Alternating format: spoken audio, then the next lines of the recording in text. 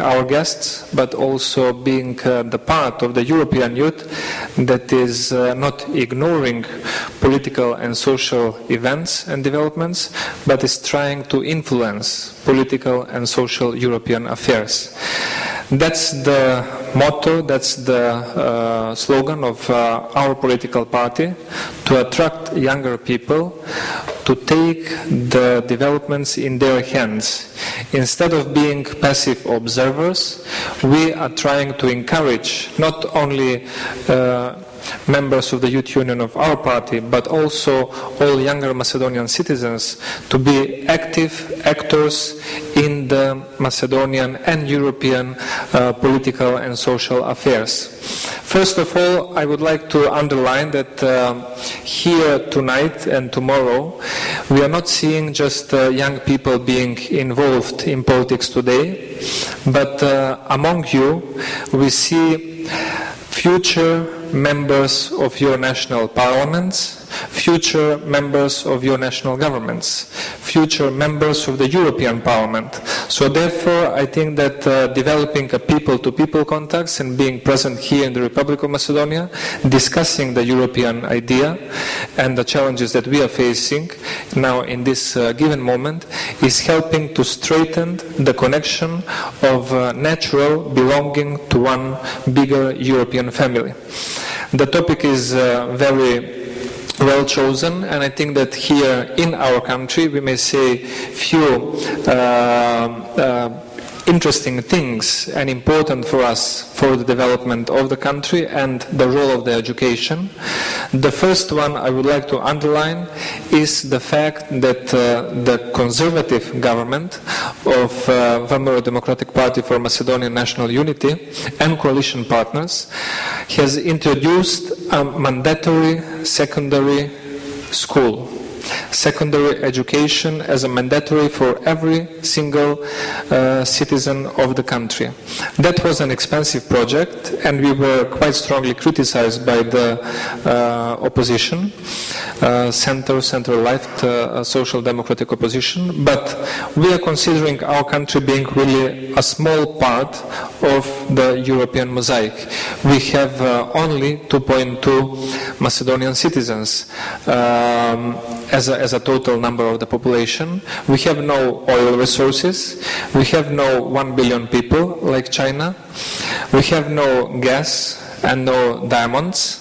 And we think that the Macedonian destiny is also a European characteristic, and Europe, if wants to be competitive and strong economic and political global player, must invest in the youth and in the education, in the know-how, in order to be competitive with the global and already emerging global powers in this world. The second thing that we have undertaken as a very important project was introducing the English language from the first grade of the primary school as obligatory exam, and also introducing a second European language from the 5th grade primary school. We do believe that these European languages are part of our lingua franca and are not only part of our cultural richness, but also part of the daily communication we are supposed to improve day by day. And the third bigger project was the project of introducing information technology as one of the key pillars of the Macedonian politics into education. So developing a project for acquiring a PC for every pupil in the primary schools, and then the second stage, personal computer for every pupil in the secondary school.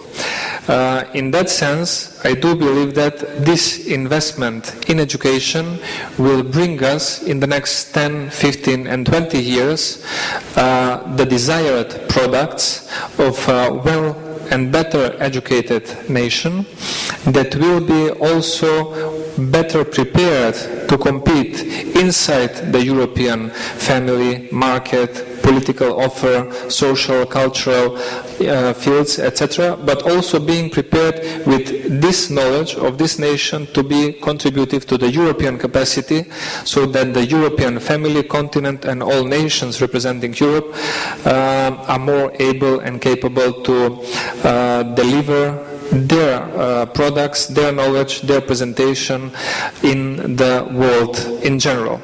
Now I would like to say a few words about the youth and politics. I do believe that the advantage of the Conservative Party in Macedonia and our own party, the Democratic Party for Macedonian National Unity, was that we were not under pressure, under burden of the inherited social, democratic or former communist contingent of human resources. So in the center-right conservative bloc, unlike in the social democratic bloc, involvement of the youth in politics was always followed by the slogan, "Open doors politics." So therefore, our party has opened the doors for the youth, involving them not only in the youth organization, but using the youth organization as the main resource for the human resources and certain cadres in the more important places within the central or local government. So I think that this investment, although was underestimated some 7 years ago when we have started more and more promoting such a way in doing politics, today it proves to be really the right way, how we have not only attracted the younger people, but also how we have utilized and attached them closer to the conservatives and democratian ideas in the Republic of Macedonia. I would like also to express my satisfaction that we have a very good and fruitful cooperation with many of your parties and your countries. Of course, sometimes it's easier being in a communication with the parties and governments that are having the same or similar provenience, but anyhow, we are keeping the relations alive with every single Democratian and Conservative party Europe-wide, and particularly in the region. And we are really honored that tonight you are our guests. What is the difference between the northern and the southern part of Europe? Maybe the biggest difference is the